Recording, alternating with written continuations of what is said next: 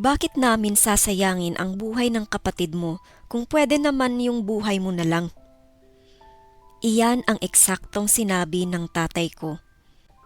Isipin mong nakatayo ka sa loob ng presinto ng pulis, gumuho ang buong mundo mo, tapos ang mismong mga magulang mo, tinititigan ka sa mata at hinihiling sa iyo na isuko ang lahat, ang kalayaan mo, ang kinabukasan mo at mismong pagkatao mo para lang iligtas ang kapatid mo sa krimeng ginawa niya. Noong gabing iyon, doon ko napagtanto na may mga pamilyang mas pinipiling panatilihin ang magandang imahe kaysa harapin ang katotohanan. At may mga buhay na para sa kanila mas mababa ang halaga kaysa sa iba. Mabigat ang hangin sa presinto, halo ng amoy ng sunog na kape at kawalan ng pag-asa.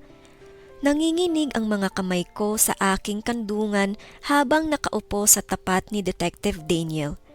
Ramdam na ramdam ko ang tahimik ngunit matibay na pader na binubuo ng mga magulang ko para protektahan si Scarlett, ang bunso kong kapatid. May mga itim na guhit ng maskara ang dumadaloy sa kanyang perpektong pisngi. Lalo siyang nagmumukhang maganda sa kanyang pilit na pagdadalamhati. Paulit-ulit na hinahaplos ng nanay ko ang buhok ni Scarlett. Pabulong na sinasabi ang mga pampakalma. Mga salitang kailanman ay hindi ko narinig na inialay sa akin. May kailangang managot dito. Putol ni Detective Mercer sa tensyon. Palipat-lipat ang tingin sa aming lahat. Ayon sa ebidensya, isa sa inyo ang nagmamaneho noong hit and run. Si Mrs. Evelyn Parker ay nasa kritikal na kondisyon ngayon. Lumapit ang tatay ko, suot ang maskarang matagal ko nang kilala. Ang mukha niyang ginagamit sa malamig at kalkuladong desisyon sa negosyo, kung saan sinusukat ang gastos at pakinabang ng walang awa. Officer, panimula niya. Narito ang mga anak ko upang makipagtulungan. Kailangan lang naming mag-usap bilang pamilya. Dinala nila kami sa isang maliit at antiseptikong silid. Umiinit ang fluorescent lights sa itaas. Nagbibigay ng naninilaw at nakakasukang liwanag. Bumagsak si Scarlett sa isang silya. Itinago ang mukha sa kanyang mga kamay at umalingaw-ngaw ang kanyang iyak sa malamig na dingding. Mabilis siyang nilapitan ng nanay ko.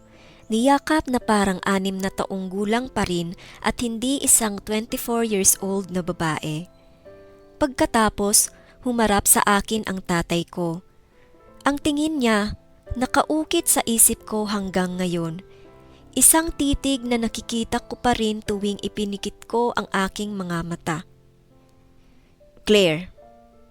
Malamig niyang sambit, walang emosyon sa boses. Kailangan mong sabihin sa kanila na ikaw ang nagmamaneho. Para akong sinuntok sa dibdib, nawalan ako ng hininga. Ano? Hindi. Si Scarlett ang nagmamaneho. Wala nga ako sa loob ng kotse. Nanginginig ang boses ko. Hindi man lang tumingin sa akin ang nanay ko. May buong buhay pa ang kapatid mo. Kakapasok lang niya sa graduate school. Pakakasalan siya ni James. May patutunguhan ang buhay niya. Ang binigkas na paghahambing ay nanatili sa hangin na parang lason. Matagal ko na itong naririnig sa bawat kilos, sa bawat tingin na may paghamak. Kabaliwan ito! Hindi ako nandoon! Lalabas pa rin ang katotohanan! Pakiusap ko. Bumaling ako kay Scarlett. Umaasang magsasalita siya. Aamin, sasabihing mali ito. Ngunit, lalo lang siyang humikbi, itinago ang mukha. Bumaba ang boses ng tatay ko. Ang tonong ginagamit niya kapag alam niyang siya ang may kontrol. 29 ka na, Claire. Nagtatrabaho ka sa grocery. Nakatira ka sa isang studio apartment. Wala kang nagawang makabuluhan sa buhay mo. Isa kang palpak na walang narating sa buhay mo, Claire. Hindi kakayanin ni Scarlett ang kulungan, sabi ng nanay ko habang tuluyan nang tumingin sa akin. Malamig ang kanyang mga mata, mapanuri. Tingnan mo siya, marupok, sensitibo. Ikaw, matatag ka, Claire. Ikaw ang laging malakas. Ganoon ba ang tingin ninyo sa akin? Kusang lumabas sa bibig ko ang katotohanang matagal nang bumabalot sa aming pamilya. Namula ang nanay ko pero hindi niya itinanggi. Napaka-emosyonal mo. Praktikal lang ito. May mga oportunidad si Claire na hindi mo kailanman maaabot. Bakit sasayangin ang kinabukasan ni Scarlett kung pwede naman yung palpak na buhay mo? Sa sandaling iyon, may tumigas sa loob ko, malamig, malinaw at hindi na mababasag. Tiningnan ko ang babaeng nagsilang sa akin at nakita ko ang isang estranghero. Isang taong tinimbang ang halaga ko at nagpasyang wala akong silbi. Panagutan mo ito bilang ate. Utos ng tatay ko. Kahit minsan man lang sa buhay mo, mag-ambag ka sa pamilyang ito, Claire. Lumabas ako ng silid nang walang imik. Mabigat ang mga paa ko, pero tuwid ang likod ko. Sinabi ko kay Detective Daniel ang buong katotohanan. Tinawagan ako ni Scarlett noong gabing iyon, hysterical, at nakiusap na pumunta ako sa presinto para tulungan siya. Siya raw ay nagmamaneho ng lasing nang mabangga niya si Mrs. Evelyn Parker. Sa isang tawiran at sa sobrang takot ay tumakas siya. Nauna nang dumating ang mga magulang namin bago pa ako. Doon pa lang may binabalangkas na silang isang kakilakilabot na plano. Ang ekspresyon sa mukha ng nanay ko nang sabihin ko ang totoo ang nagdala sa akin sa lahat ng sumunod na pangyayari. Nanginginig ang mga kamay ko habang sinasagot ko ang mga tanong ng detective. Pero nananatiling matatag ang boses ko. Maingat at sistematiko si Detective Mercer. Sinusulat ang bawat detalye ng walang iniiwan. Sa kabilang side ng salamin ng interview room, kita ko ang mga mukha ng mga magulang ko, baluktot sa galit. Paikot-ikot ang tatay ko na parang hayop sa hawla. Yakap-yakap ng nanay ko si Scarlett na hindi na umiiyak, kundi nakatitig sa akin na may dalisay na pagkamuhi. Siguraduhin ko lang, sabi ni Detective Daniel habang tinitingnan ang kanyang notes. Tinawagan ka ng kapatid mo bandang 11:53 ng gabi at pinapunta ka sa presinto. Hindi niya ba ipinaliwanag kung ano ang dahilan sa telepono? Oo, sagot ko. Niyakap ang sarili ko habang giniginaw kahit siksik ang hangin. Paulit-ulit niyang sinasabi na kailangan niya ako na may masamang nangyari. Akala ko napahamak siya. Baka na-rape o nanakawan. Takot na takot ang boses niya. Pagdating mo, nandoon na ang mga magulang mo at dinala mo na sila Scarlett sa isang pribadong silid? Oo, sagot ko.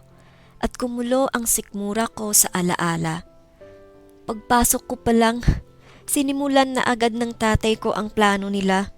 Desidido na sila. Ang kailangan lang nila ay ang pagsang-ayon ko. Ibinaba ni Detective ang kanyang notepad at pinagmasdan ako ng mabuti, isang tingin na hindi ko mabasa. Miss Claire, sabi niya, ang ginagawa mo ay nangangailangan ng matinding tapang. Kadalasan, ang pinakamahirap na laban ay laban sa pamilya. Hindi na sila pamilya, kusa kong nasabi, at sa paglabas ng mga salitang iyon, parang iyon ang pinakatotoong nasabi ko sa buong buhay ko. Lumabas ang detective para kumonsulta sa kanyang mga kasamahan. Naiwan akong mag-isa sa silid ng halos 50 minuto. Pinagmamasdan ang orasan habang unti-unting naglalaho ang dati kong buhay, segundo kada masakit na segundo. Sa pamamagitan ng salamin, nakita kong nag-aaway ang mga magulang ko. Namumula sa galit ang mukha ng tatay ko. Isang pulis ang pumagitna sa kanila at sa pinto ng interview room. Malinaw na para pigilan silang pumasok. Pagbalik ni detective, may kasama na siyang isa pang opisyal, isang babaeng may maamong mga mata. "I'm Sergeant Rebecca." Pakilala niyang habang umuupo sa tapat ko, may banayad na ngiti. "Kailangan naming kunin ang pormal mong salaysay. Lahat ng naaalala mo, ang tawag sa telepono, ang oras, ang sinabi ng mga magulang mo. Kaya mo ba iyon?" Namula ako. Parang sinasakal ang lalamunan ko. Pero ang loob ko'y tumitigas na parang bakal. Pinili na nila kung sino ako.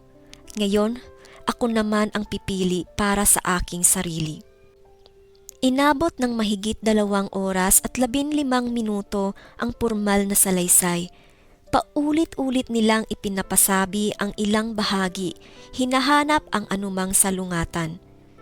Alam ko ang ginagawa nila, pinatutunayan nilang totoo ang sinasabi ko at hindi ito kwentong gawa-gawa dahil sa selos ng magkapatid. "May tensyon ba sa pagitan ninyo ng kapatid mo kamakailan lang?" Tanong ni Sergeant. Umamin ako. "Lagi naman pong may tensyon. Hindi away, kundi parang siya ang nasa liwanag at ako ang nasa anino lang. Ganoon palagi ang takbo ng pamilya namin." "Pwede mo bang ipaliwanag?" Huminga ako ng malalim. Pilit inilalarawan ang isang mapait na alaala. Si Scarlett ang maganda, matalino at may potensyal. Ako, nandoon lang. Ipinakita iyon ng mga magulang ko sa libu-libong maliit na paraan. Mas magagandang damit para sa kanya, mas bonggang birthday, mas pinapansin ang mga problema niya. Natutunan kong maging invisible. "Masakit iyon," sabi ni Sergeant. "Normal lang," sagot ko sabay pilit na tawa. O baka akala ko lang, siguro bawat pamilya may paborito at may tagasalo ng sisi. Nagpalitan ng tingin si Sergeant at ang detective. Isang tinging hindi ko maintindihan. "Hindi ba ito ang unang beses na hiningi sa iyo na magsakripisyo para sa kapatid mo? Tama ba?" Ang tanong na iyon ay ang nagbukas ng mga alaala. Mga alaala na kahit matagal na ay sariwa pa rin ang hapdi. 16 ako nang magtrabaho ako sa unang pagkakataon. Dahan-dahan kong kwinento habang naaalala ang sarili kong nagbabalot ng grocery sa downtown na tindahan. 1 taon akong nag-ipon para sa school field trip namin. 20,000 pesos po iyon. "Nakapunta ka ba?" "Hindi po," sagot ko. Nasira ang kotse ni Scarlett 10 araw bago ang bakasyon niya. Kakaitin lang niya noon at bagong may lisensya. Sinabi ng tatay ko na hindi kayang bayaran pareho ang ayos ng kotse at ang biyahe ko. Ginamit nila ang ipon ko para ipaayos ang kotse niya. Parang kwento ng ibang tao ang sakit. Ginamit ni Scarlett ang kotse sa prom. Ako, pinanood ko na lang ang mga litrato ng school trip sa Facebook. "Binalik ba nila ang pera mo?" Tinawag nilang akong makasarili nang magtanong ako. Sabi nila ang pamilya raw ay tungkol sa sakripisyo. Ikinuwento ko rin ang tungkol sa college fund na para sana sa aming dalawa hanggang sa magdesisyon si Scarlett na pumasok sa isang mamahaling private school. Napunta sa kanya ang lahat. Sinabihan akong sapat na raw ang community college para sa grades ko. Ikinuwento ko rin ang panalo ko sa isang regional painting competition noong high school, ang tanging bagay na tunay kong ikinagaling. Hindi pumunta ang mga magulang ko sa awarding dahil kasabay iyon ng volleyball game ni Scarlett. Hindi man lang tumingala si nanay mula sa pagluluto nang umuwi ako dala ang ribbon at premyo. Sabi ko, "Ay, ang galing mo," sabi lang ni nanay. Sabay sabi, "Pakiset ang mga mesa. Maaga tayong kakain. May practice si Scarlett eh." Nawala ang ribbon sa isang drawer. Ang mga tropeyo ni Scarlett ang nakadisplay sa sala. "Bakit hindi ka umalis?"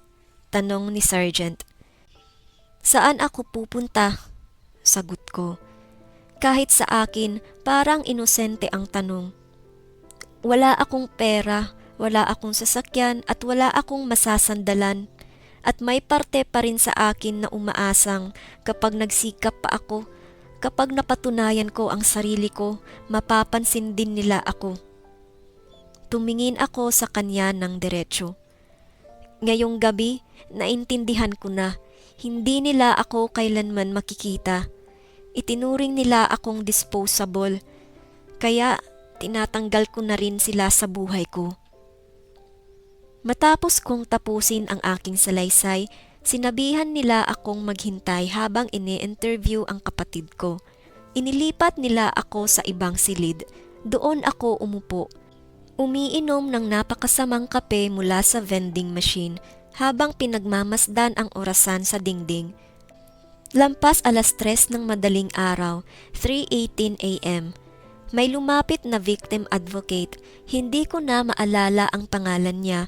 Bata pa siya, marahil ilang taon lang ang tanda sa akin. Ngunit ang kanyang mga mata ay pagod na pagod. Parang marami na siyang nasaksihang sakit. "May ligtas ka bang matutuluyan ngayong gabi?"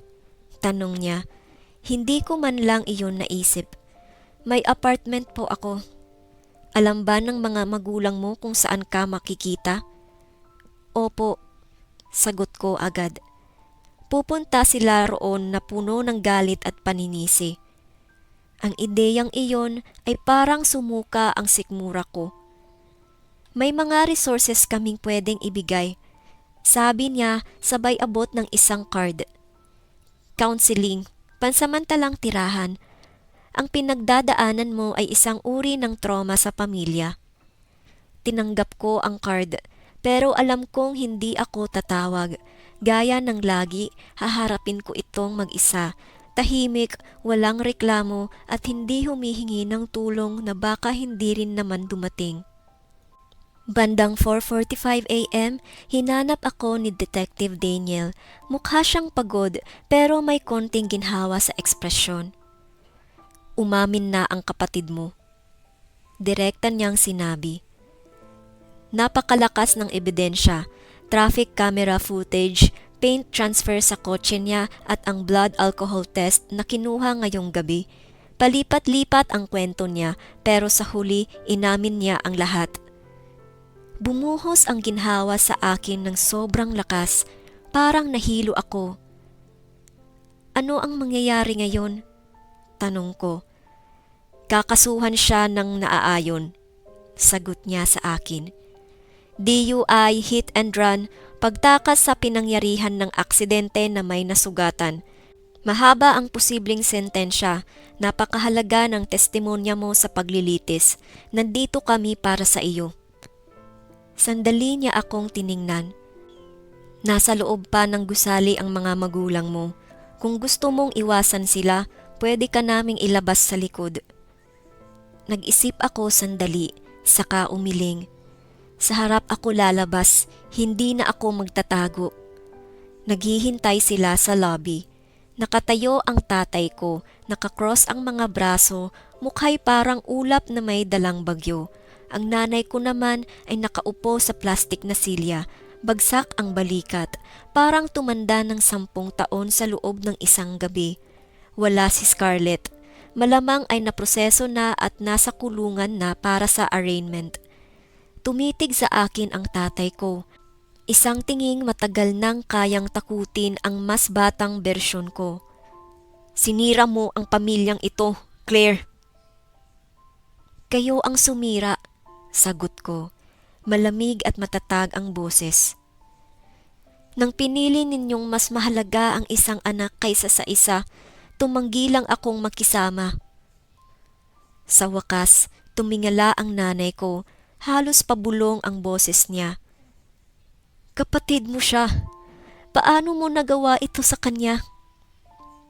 Isa siyang lasing na driver na bumangga ng tao at iniwan itong mamatay sa kalsada. Sagot ko. Paano ninyo siya ipinagtatanggol? Nanginginig ang boses ng nanay ko. Matapos ng lahat ng ginawa namin para sa iyo, Claire? Gaya ng ano? Mabilis kong tanong, mas matalim kaysa sa balak ko, hinugot ng mga taon ng kinimkim na galit.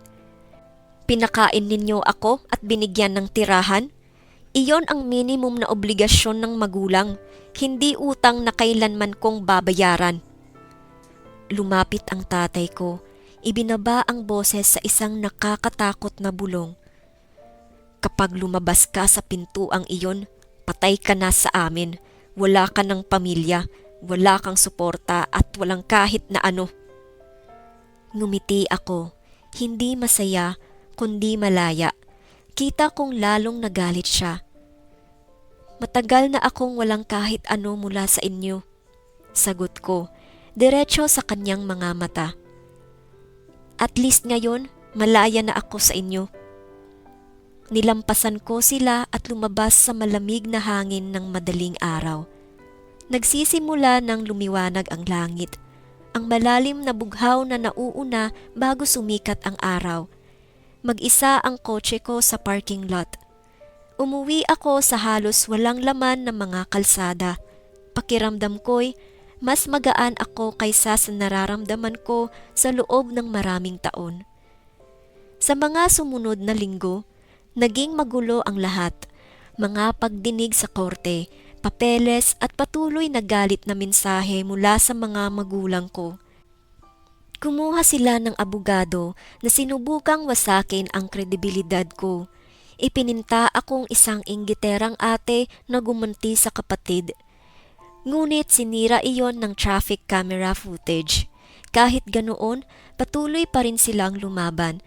Pagkatapos, nakipag-ugnayan ang pamilya ni Mrs. Evelyn Parker sa opisina ng prosecutor para tanungin kung pwede nila akong makausap. Pumayag ako. Kahit takot na harapin ang babaeng halos mamatay dahil sa kapatid ko, nasa wheelchair si Mrs. Parker nang magkita kami. Dahan-dahan siyang itinulak ng anak niyang si Natalie Parker, papasok sa opisina ng Victim Services. Mas maliit siya kaysa sa inaasahan ko. Kulay abo ang buhok, nanginginig ang mga kamay, pero matalim at mahabagin ang mga mata. Ikaw ba si Claire? Sabi niya, tinitigan ang mukha ko. Mukha kang hindi natutulog ng ilang linggo. Ganoon din po kayo, Mrs. Parker. Sagot ko, saka agad nagsisi sa diretsyo kong sagot. Ngunit tumawa siya. Isang tunog na parang mga dahong nagkikiskisan. Gusto ko ang tapat. Maupo ka, iha, mag-usap tayo. 2 oras kaming nag-usap. Ikinuwento niya ang aksidente mula sa kanyang panig. Papatawid pa uwi mula sa book club, ang biglaang bangga. Ang paggising sa ospital na hindi maigalaw ang mga binti, ang mga physical therapy, ang pagkasira ng kanilang ipon at ang mga bangungot na gumising pa rin sa kanya tuwing 3:18 a.m.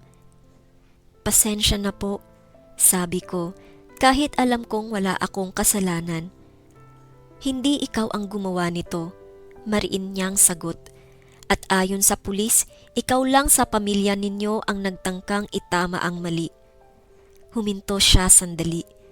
Alam mo ba, nilapitan kami ng mga magulang mo. Nanlamig ang dugo ko. Ano? Inilabas ni Natalie ang cellphone at pinatunog ang isang voicemail. Umalingaw-ngaw ang pamilyar na boses ng tatay ko. Hello, Mrs. Evelyn Parker. Ako si Robert. Tumatawag ako upang makipag-ayos. Nagkamali ang anak ko, pero bata pa siya at may kinabukasan. Handa akong magbayad ng malaking halaga kung handa kayong kausapin ang prosecution para pababain ang kaso. Sinubukan niyang bilhin ang katahimikan nila. Hinatid ko siya sa impyerno. Simpleng sabi ni Natalie. Halos patayin ng anak niya ang nanay ko at tumakas. Walang perang makapagbabago noon. Hinawakan ni Mrs. Parker ang kamay ko. Nanginginig ang mga daliri. Pero ikaw, Claire, nagsabi ka ng totoo. Sa pamilyang mas mahalaga ang imahe kaysa integridad. Pinili mo ang tama. Iyan ang tapang na bihirang makita. Pagkatapos ng pag-uusap kay Mrs. Parker at Natalie, nagkaroon ako ng kakaibang kapayapaan. Para bang bumawas sa dibdib ko ang napakatinding bigat na matagal ko nang dinadala. Alam kong hindi madali ang proseso, pero sa wakas, may taong nakakaintindi ng totoo. Kinabukasan, dumating ang notice mula sa korte, arraignment ni Scarlett. Kasama ang abogado ko, dumating ako upang saksihan ang pangyayari. Nasa loob ang pamilya ko, ngunit iba na ang pakiramdam ko. Hindi na ako natatakot, hindi na ako umaasa sa kanilang pag-aproba. Ako mismo ang may kontrol sa buhay ko. Tumayo ang tatay ko sa gallery ng korte, nakayuko, mukha'y matigas, nagtatangkang panatilihin ang dignidad.